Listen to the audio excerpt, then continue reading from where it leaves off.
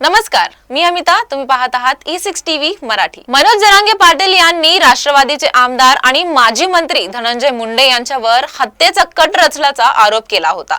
यावरून आता त्यांनी मुख्यमंत्री देवेंद्र फडणवीस आणि उपमुख्यमंत्री अजित पवार यांना गंभीर इशारा दिला आहे. काही दिवसांपूर्वी मराठा आरक्षणाचे आंदोलनकर्ते मनोज जरांगे पाटील यांनी राष्ट्रवादीचे आमदार आणि माजी मंत्री धनंजय मुंडे यांच्यावर हत्येचा कट रचल्याचा आरोप केला होता. यासाठी 3 जणांना सुपारी दिली होती असं जरांगे पाटलांनी म्हटलं होतं.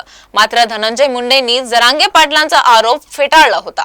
त्यानंतर आता धनंजय मुंडे यांच्यावर कारवाई होत नसल्याने जरांगे पाटलांनी मुख्यमंत्री देवेंद्र फडणवीस आणि उपमुख्यमंत्री अजित पवार यांना गंभीर इशारा दिला आहे. मनोज जरांगे पाटील यांनी ठाण्यात बोलताना म्हटले की घातपाताचा कट प्रकरणात पोलिसांना आरोपींनी जबाब दिला आहे. या प्रकरणात धनंजय मुंडे यांना चौकशीसाठी बोलावलं जात नाही, अटक केली जात नाही. अजित पवार आणि फडणवीस यांच्यावरती शंका उपस्थित करणारा प्रश्न आहे. 100% धनंजय मुंडे त्यांच्या पायाखाली लोळला आहे. जरांगे पाटील यांच्या चौकशीपासून टाळा अशी विनंती केली असेल. रश्मी शुक्ला यांना माझी विनंती आहे, जो घातपात करत असेल त्यांना वाचवू नका. फडणवीस साहेब, तुम्ही या पापामध्ये सहभागी होऊ नका.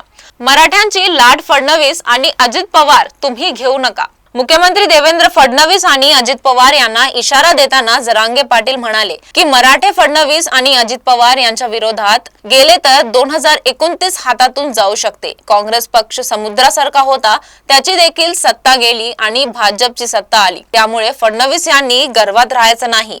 ते असं जर करत राहिले तर सरकारला उतरती कळा लागतात. मराठे सोपे नाहीत, जीवाला जीव देणारे मराठे आहेत. धनंजय यांच्या पापात अजित पवार आणि फडणवीस सहभागी झाल्यामुळे यांच्या पक्षाच्या सत्तेचा बळी जाऊ शकतो. पुढच्या बातमीसाठी पाहत रहा E6 टीव्ही मराठी.